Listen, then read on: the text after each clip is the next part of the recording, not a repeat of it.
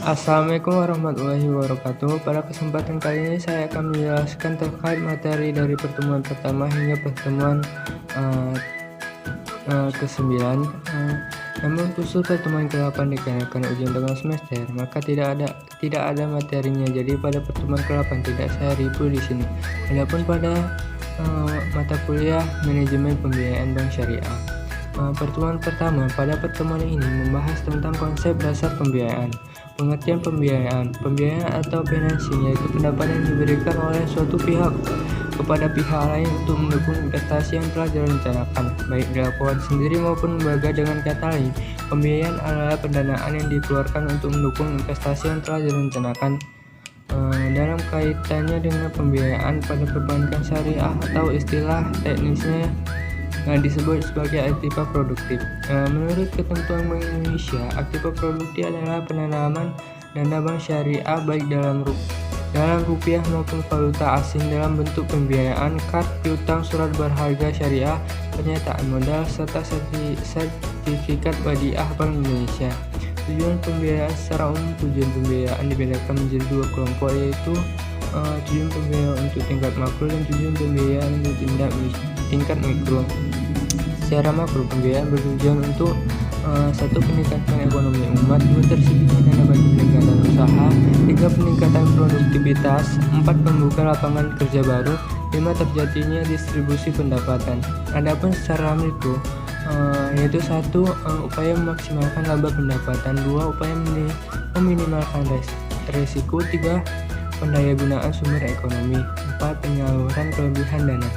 Pertemuan kedua, pada pertemuan ini membahas tentang jenis-jenis pembiayaan. Adapun jenis pembiayaan berdasarkan kegunaannya, ada 2 jenis pembiayaan berdasarkan kegunaannya. 1. Pembiayaan investasi. Nah, di sini saya akan sedikit membahas, yaitu pembiayaan investasi merupakan jenis pembiayaan yang biasanya digunakan untuk keperluan perluasan usaha maupun rehabilitasi. Jadi jenis pembiayaan ini diberikan pada pemilik usaha yang bermaksud mengembangkan usahanya lebih besar lagi. Perusahaan penerima pembiayaan investasi dianggap sebagai perusahaan yang cukup stabil dan dapat memberikan imbalan balik teratur.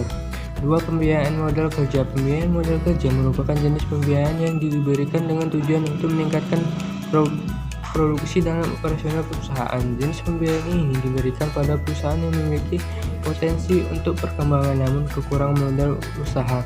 Misalnya perusahaan rumah tangga pembuatan tas, yaitu sudah memiliki banyak pesanan namun tidak terpenuhi karena kurangnya modal untuk membeli bahan baku atau mesin jahit. Diharapkan dengan pembiayaan maka usaha dapat berjalan maju dan berkembang. Pertemuan ketiga, tentang prinsip-prinsip pembiayaan. Pembiayaan pada perbankan. Dalam melakukan penilaian permohonan pembiayaan bank syariah bagi marketing harus memperhatikan beberapa prinsip utama yang berkaitan dengan kondisi secara menyeluruh secara keseluruhan calon nasabah untuk mempertimbangkan pemberian pembiayaan kepada customer. Terdapat persyaratan yang harus dipenuhi. Ini dikenal dengan 6CS atau di dalam dunia perbankan syariah. Prinsip penilaian dikenal dengan 5C plus 1S, yaitu karakter, capital, capacity, collateral, kondisional, dan constraints. Pertemuan keempat, tentang proses pembiayaan bank syariah. Inisiasi adalah proses awal menetapkan kriteria nasabah pembiayaan sesuai dengan kriteria yang ditetapkan bank syariah, kemudian melakukan investasi serta membiarkan keputusan hasil evaluasi. Proses ini terdiri dari 3, yaitu A. Sosialisasi, evaluasi, dan C. Aprobasi.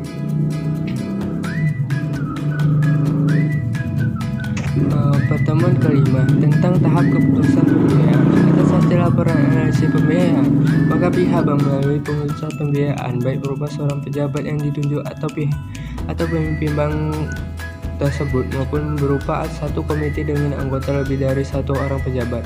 Masing-masing dapat memutuskan apakah permohonan pembiayaan tersebut layak untuk diberi pembiayaan atau tidak. Dalam hal tidak, maka permohonan tersebut harus segera ditolak.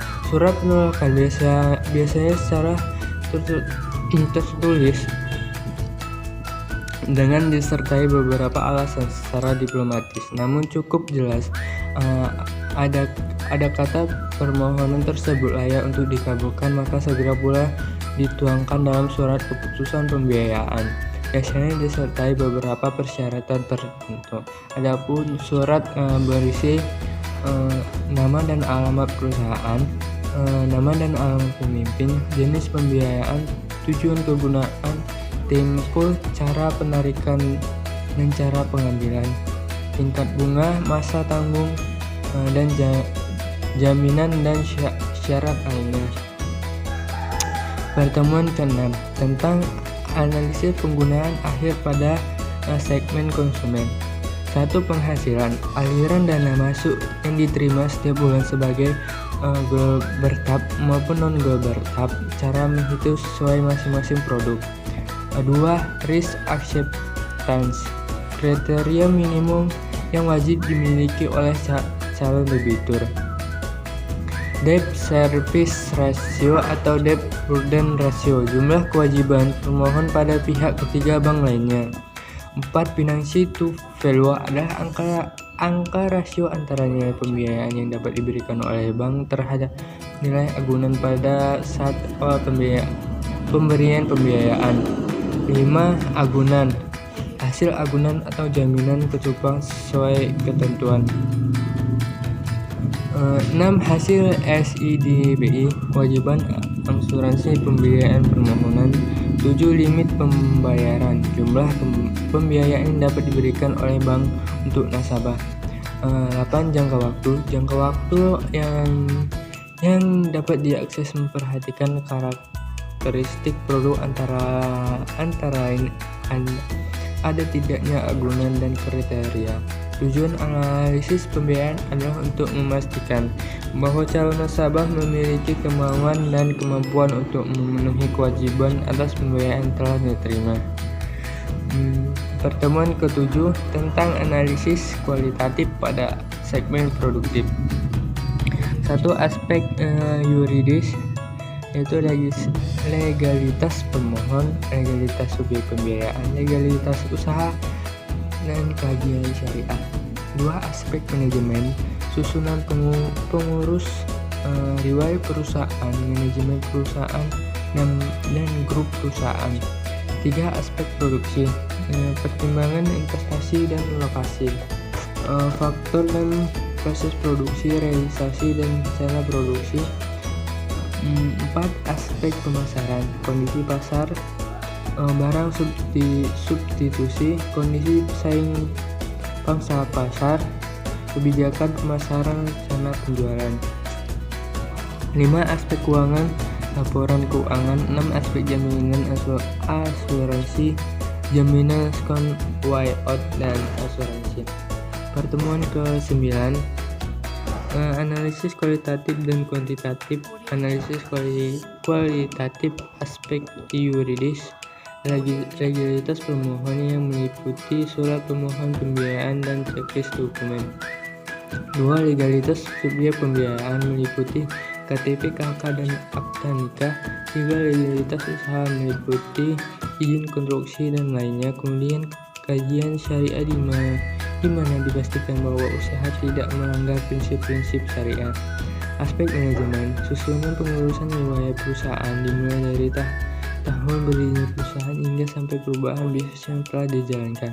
Manajemen perusahaan, termasuk di dalamnya relevansi pengalaman dan prestasi. Aspek produksi, 1. Lokasi pabrik atau produksi. 2. Rencana produksi. 3. AMDAL. 4. SDM, sumber daya manusia atau tenaga kerja. 5. Saran dan prasarana juga termasuk bahan baku. Aspek pemasaran, melihat kondisi pasar, kondisi pesaing, dan rencana penjualan. Kemudian aspek ekonomi sosial, bahwa manfaat pembiayaan dapat meningkatkan ekonomi umat, tidak memiliki mudarat atau dampak yang merugikan. Analisis kuantitatif meliputi aspek keuangan yang di dalam terdapat pencatatan dari laporan keuangan secara terperinci. Baiklah, segitu saja yang bisa saya sampaikan. Assalamualaikum warahmatullahi wabarakatuh.